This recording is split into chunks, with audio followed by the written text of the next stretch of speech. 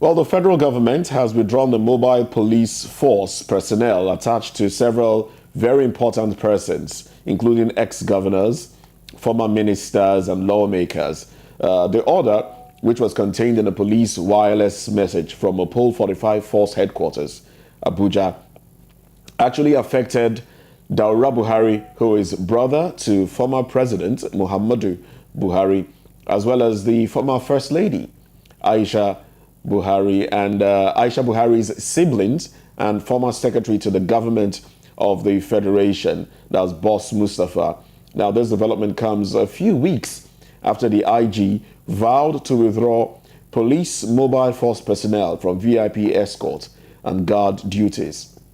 Now, he had also announced plans to establish the Special Intervention Squad, which, according to him, would have 40,000 highly trained police officers, including selected officers from the police mobile force. Now, this, the IG said, was to allow the police to take back its place in the internal security architecture of the country.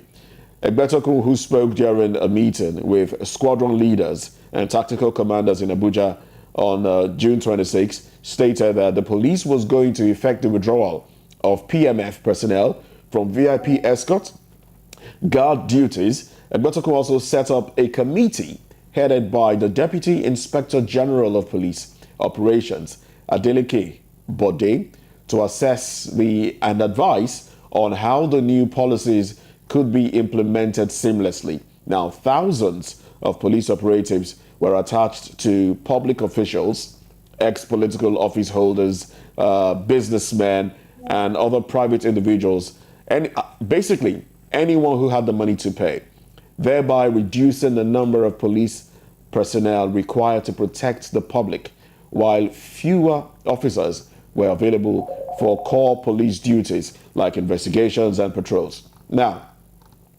this gets even more interesting, all right? Basically, though previous IGs had withdrawn the police orderlies deployed to protect some politicians in the past, the police found their way back to the VIPs. Now, statutorily, only the president, the vice president, governors, local council chairmen, legislative principal officers in the states and at the federal level, magistrates and judges are entitled to police protection. But this privilege has, over the years, been extended to just about anybody who can pay, all right? Now, I'm going to start off with Charles now. Charles, are you still with me? Just to be sure. Yeah. Oh, great. Thank you very much. Now, what impact did this attachment have on the number of police personnel available for core police duties? Well, impact negative is negative impact because it reduces the number of personnel to actually carry out primary duties, of course, which is vested upon them for the safeguard of rights and property. But let me quickly say this: that when the news broke yesterday, later in the night, another counter news came out to say that information may be fake. Now, I use that word advisedly, may be fake. And this other news item came from no less a person than former mobile squadron leader, CP Mike Ademola. Mike Ademola, who used what I might call text linguistics to analyze that information, said if you look at the wordings of that memo, that it may not be true because there's no way that those other people, these policemen, may have been withdrawn from those personalities that have been mentioned in the news. So if Ademola, who was, before he retired, was mobile squadron commander, if someone who should know, but he said it may not be true that these policemen have been withdrawn from those number of people that have been mentioned yesterday. So it throws confusion in the information space, whether which one should we believe? To believe Egbetokun, who wants to carry through that his promise to withdraw those people so that they can come and carry out their duty, their responsibility, I should say, So I really don't know. So that's why I'm going to be treating this matter, very cautiously, so that we don't, progress in error. If indeed that it is true, I will applaud it. But if what Ademola said may be true, then should I continue to believe henceforth what Egbetokun is going to be telling you? If Egbetokun is saying one thing and he's not carrying it out, the next time he's going to be giving us a policy, should I applaud it? So that's why I said I'm bothered. When maybe I'm sure by 4 o'clock, by 6 o'clock today, this will be very sure. clearer. Even the police spokesperson, some newsmen, some news platform also reached out to him. He said he's going to get back to them later. So as we speak, I do not know which is true, whether it's the Egbetokun's policy have been carried through, or whether, as SCP Mike Ademola has said, whether it is not true. But having said that, I think the time has come for us now to begin to move on with the rest of the world. If you go to the US, the high and mighty, you don't have policemen guiding them. What they do is that you have registered the security platform, registered security apparatus, so all of them, the companies that are registered by the police. And some of them are owned by maybe those who were in the Marine before, Marine Corps, who are now retired, and some of them in the FBI who are now retired. So they've set up all these companies and have well-trained personnel that people can now come to now hire. The musicians, all those maybe Usher, all these musicians, all of them who are very highly powerful, they come over there to hire them. When you see some of these VIPs, they are moving around, you see people, those healthy looking guys, they're not in the police force, they're not in the FBI, they are, all of them, they work for the private security agencies. But again, as you may also want to know that this deployment of police to go guide all these VIPs is a very, very lucrative revenue collecting agency for the police force. Why so? Why so? You see some Jews, general officers of churches, they have policemen and all that. They pay. I forgot how much they said they pay to the police formation. So it's a huge revenue collecting agency that they have set up. But isn't that in itself, Charles? Isn't that in itself wrong? Because we are talking about a little over 371,000 police personnel. That's the figure we have. That's the number we've been given that they are. And these are the people that are supposed to police over 200 million people. So if certain individuals that have the money to throw around take a chunk of the policemen, where does that leave the common man who doesn't even have anybody to run to, who doesn't have anybody to protect him? Isn't that in itself wrong? It leaves the common man helpless. It leaves the common man, I already said now, the common man has nowhere to run to. He's caught between the devil and the deep blue sea, as they say. So, but it's the common man that's supposed to be protected first. But even you also look at it, even more worrisome with the fact that anybody can just go to the police, apply for escort, and they're giving. And there's usually no background check done on that person. A Yahoo boy who has become very successful in the Yahoo business could go to a police and then maybe carry a carton of wine to, hey, officer, take this on. Oh boy, how far? And then they give the police, and then he begins to guide him. Nobody does any background check to know how he made his money, whether he got it illicit, whether through illicit means, or whether he got it genuinely. And as long as you can pay for it, the rest of us can go to hell. That's the way it is. That's unfortunate indeed. Now, John, let me come to you now. Now, whether or not this news is true, now we are hearing contradictory news, whether or not. Now, the story had it that some of the names mentioned here are Daura Buhari, who is said to be the brother of Buhari, the former yes, and also siblings of Aisha Buhari. Ordinarily, should they have police personnel protecting them? Siblings of the former first lady. Shouldn't you have a policeman guiding you too as well? Well, I don't think I need. I don't know of anybody coming after me, so I don't think I need them. Now, this is it. It will show you the state of the nation. Why are our VIPs scrambling for police officers? Why are they buying bulletproof cars? It's because the system they created, the monster they created, is now on the loose. And I think for me, we should reset this country. If you go to other Senak lands that you can walk, let's even check some of the countries that are most secured in the world. How did they start? It starts from this core valley, just like Mr. Charles said, where we don't celebrate sudden wealth. We look at your age, we look at the business you are doing, we look at the amount of money you have, and they do not match. And here in Nigeria, it's just anything goes as far as you have the money. Just like I said, the Yahoo boy can recruit 10 police officers as far as they can pay their salaries. And then they start doing yes sir for a Yahoo boy. Why? Because even the police officer himself is not even, it's not well fed. His living condition is in a state of comatose. Mentally, it's not even balanced. And so why would you, at your age, with your rank and your trainings, be doing yes sir for a boy that is up to 30 years old? Why? Because he has no idea to get his money, you don't even know. And I think it should be a concern for you as a police officer to even check with these guys. And so for us, we are doing things the opposite way. Few police officers, 300,000 police officers, over 200 million people. We are at -0 deficit. -0 deficit. So I even see owing. So the thing we should do is that we should increase the number of our police officers. That's one. Two, for us to go back, the wealth must go back to the people. If you are doing good, just like you're about to say,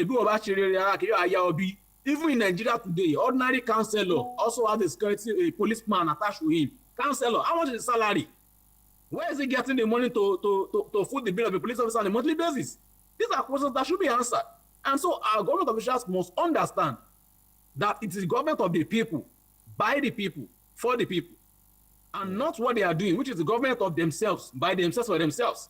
And I think if we start, taking away this security personnel from our VIPs, probably there will be a reset button up here, and they will understand that truly power belongs to the people, and we must do that which the people want at all times. If you look at other people, there's a prime minister, I think the Canadian prime minister, jumping on train.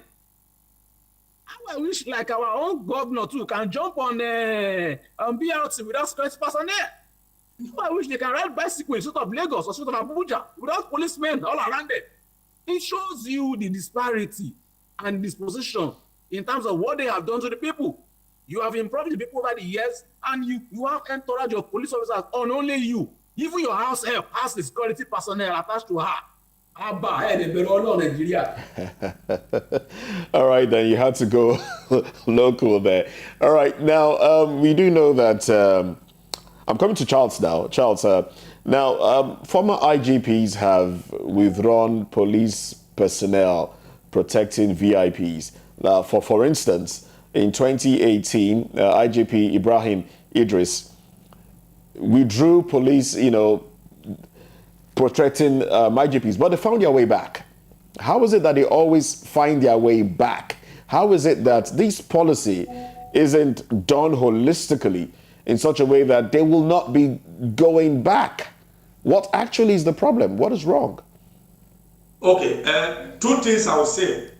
Number one, as I said, when an IG gets there, the IG already may have benefited from the spoils of the outgone IG, because when these people come, they pay money and assign policemen to them.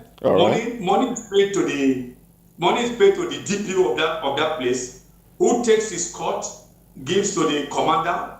Commander takes his court, gives to maybe the zonal formation. He takes his court, and then the final one goes to all the way to the force headquarters. That's the way it's done. Now, as I said, it's a lucrative, it's a very powerful revenue generating agency, though illegitimate, but have been legitimized over the years. Now, you know that police, when they retire, in most cases, most of them, they retire to penury. So most of them usually use some of these things to safeguard their future, so that they can also live life and also be given due recognition in their society. So that's on the one hand. On the other hand, those who benefit, or those who require those services of the policemen, they are so powerful that no single IG can dismantle this and go scot-free. It's not this what we call initial gra. When they come in, they want to be applauded. Initial gra. Hey, withdraw. They huff and puff. But people, so a phone call will come from what they call that, from above. You will say, bros, you need to be very careful. Don't offend some people. You find some of them very powerful within National Assembly.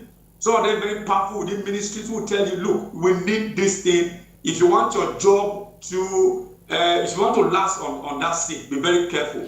Then that's why you see these things happen again. So these are two primary reasons why you see that when this policy goes out, it's not sustained. All right. Okay then, John. Yeah. How then do you think the IGP can sustain this policy if truly it's been implemented now? I think for me, I always go back to this point, and Mr. Charles always feel like I always push things to the government. Some people will not want, they just want to be mad. But it is the government that will tell them that you cannot be mad in this country. You can't. How come in Nigeria you can't stay on the BRT queue, but you get to London, you can join the queue to get your train ticket? What's the difference? How come that in Nigeria we can't do things the normal way, but you get to the other part of the world, you do it the normal way? Now, let me tell you about system. When we have strong institutions and systems that work, these institutions and systems will outlive even the person on the seat. And that's my point.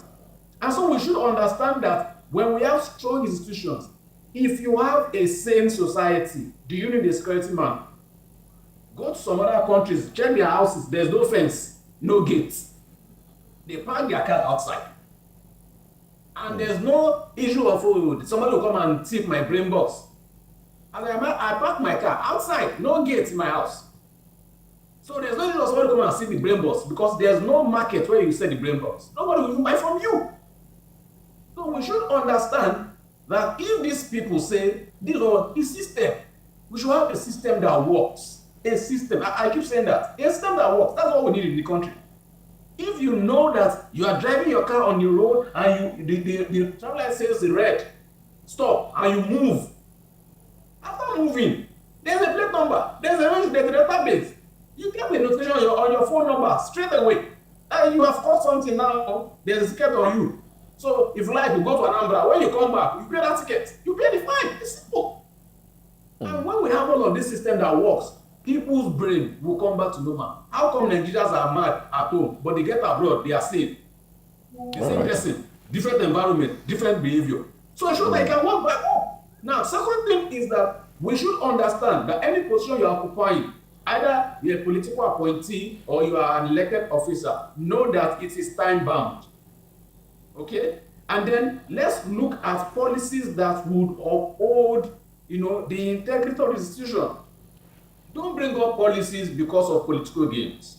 Don't bring up policies to affect your political enemies. But bring up policies that even the opposition will have nothing to criticize about it because they can see that it is safe, it is good, it is for the betterment of the people and society. And together, we can have a country we can call our own. So not that the IG will come today, make a pronouncement, and after like 3-4 years, he's out of the office, another IG comes, cancel that pronouncement, make a fresh pronouncement, and we have pronouncement and counter pronouncement. And at the end of the day, the whole thing is modular, and there's no way ahead. So I think for us, what we should do is to look at how we can increase the number of Nigerian police force. Okay. How we can engage more in training and retraining of our officers. How we can have better welfare packages for them. How we can even look at their incentives, in terms of their pensions. So that when you serve a police force, look at the Ukrainian soldiers, look at the Ukrainian police. When they go to war smiling because they know that even if they die in war, their families were taken care of. But in the case, it's not like that in Nigeria. How come our leaders earn so much? Over 70 billion to them. But how much is even, accrued to the police force generally? So the 300,000 police force, how much is accrued to them? In terms of their salary, in terms of their welfare. These are things we should look at. So if our leaders are serious, and the sad story about this thing is that even the police officers are not even thinking about themselves. Because if this person that is taking almost over 100 million naira is giving you 70,000 naira monthly, and you think you are happy, don't you know that part of what that they should use to build your own house for your own retirement plan is what he's taking? And you carry gun and shoot in the air and follow him. Don't you use your brain at times? So I think we should think as a people. And we should look at it that if we are doing, let's do things holistically so that all of us can be happy. Where I am, I don't even need a political side because everywhere is school I can. You cannot even think of stealing because you have all that you need to do. You have a job in your hand. Have this job. You have where to go. Go make your money legitimately. Come back, sleep in your house, and go to where you want to go to. So I think for us as a people, we should understand this rudiment. The police officer must be well taken care of. Their welfareism, let them have this trust in the system as well. Because I won't lie to you, even the police officer do not trust the system. And that's why they do all that they do. Why do you think a police officer will get a Yahoo boy and take him to the ATM and say, withdraw 500,000 naira and go your way? With that 500,000, I can go and buy land in the Ikorodu, maybe half a plot. And he can tell you that, but his salary cannot buy him a plot of land in the Ikorodu. Even the government doesn't even have plans in terms of housing for him after that 5 years. Go and check those heroes past in police force. Go and check those that serve 35 years, 30 years, 25 years. Go and check them. Check them now. Probably you as a journalist can get your camera and make your findings. Go and look at people who have left police force and they have served the country for 20, 30 years. Go and check their status now. Is it enough to motivate the young officers on duty now to serve diligently? If the answer is yes, then tell me I'm a liar. But I'm sure the answer will be no. Because even when you look at their lifestyle presently, it does not even motivate the present serving officers to be dedicated to the job. And so as a country, we must think and change the narrative that our police officers should be well kitted. When you see other police officers dress up, you'll be inspired. But when you see our own, you'll be demoralized. Can we change these narratives? For God's sake. So that we can have sane police officers on the road, speak to you, citizen, as a good citizen, speak to you in a manner that even you will be dignified as a person. Not a police officer who is drunk early in the morning and then tells your guys, if you don't stop, I will shoot you, and nothing will happen like that in the world, except only in Nigeria. So I think these are the things that we must change so that we can have a safe society that all of us can enjoy and be proud as a Nigerian again. All right, then. Thank you very much, John. Also, thank you very much, Charles Sideho. Well, our time is up. I would have asked for your final thoughts, Charles, but if you can do that in a minute, that would be fine. My final thought is I pray that this country becomes like the one John has described, the Eldorado that we all want it to be. Because I once lived in a country, Nigeria, that was very safe, and in the 80s, I grew up in the 80s. Of this Nigeria, and it was very good, but I hope we return there again in no distant future. All right, then. Thank you very much, gentlemen. Charles Sideho and John Akirile, thank you very much for joining us on the show this morning.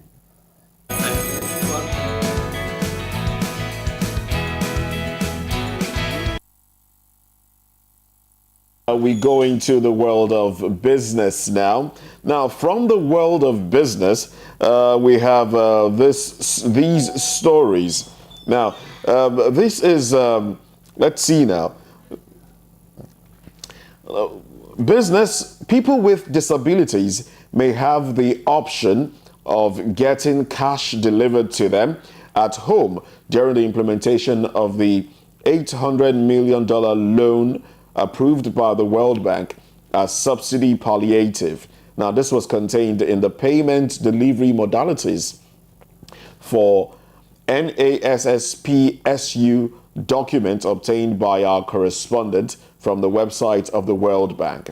Now, according to the document, people with disabilities may ask someone else to open an account on their behalf for the monthly cash transfer to choose or choose to get the cash delivered to them at home. Now, the document said beneficiaries with special needs, that is, people with disabilities, may appoint a representative person to open the account on their behalf. All the projects will establish a dedicated process for in-cash home delivery. Now, the need for multiple delivery channels to disburse support grants was stated in the document, which noted that about half of the surveyed benefiting population did not have a bank account. It was, however, suggested that digital financial services should be deployed to drive financial inclusion among other benefits. To another story now, the Poultry Association of Nigeria has stated that poultry farms across the country are currently shutting down operations due to the persistent hike in the price of maize, which is a major feed for birds in the subsector. Now, based on this, PAN, which is Poultry Association of Nigeria, stated that the poultry subsector in Nigeria was heading for a crash if the government failed to salvage the industry. In a statement on Monday, the association stated that at the moment, the poultry industry in Nigeria is on the verge of total collapse if urgent intervention is not channeled to it without further delay. Now, the statement, which was jointly signed by PAN's national president, Sunday Izobiora, and Director General Onalo Akpa, disclosed that there had been an upward surge in the cost of maize, forcing farmers to shut down their operations. Now, findings also reveal that price of eggs, a daily protein source for many Nigerians, had soared by over 118.34% after maize importation fell by 97.91%. All right, so that's all we have for business. We'll take a break. When we come back, we'll be talking sports. I beg your pardon, we'll be talking entertainment with Kayla Abraham. Stay with us.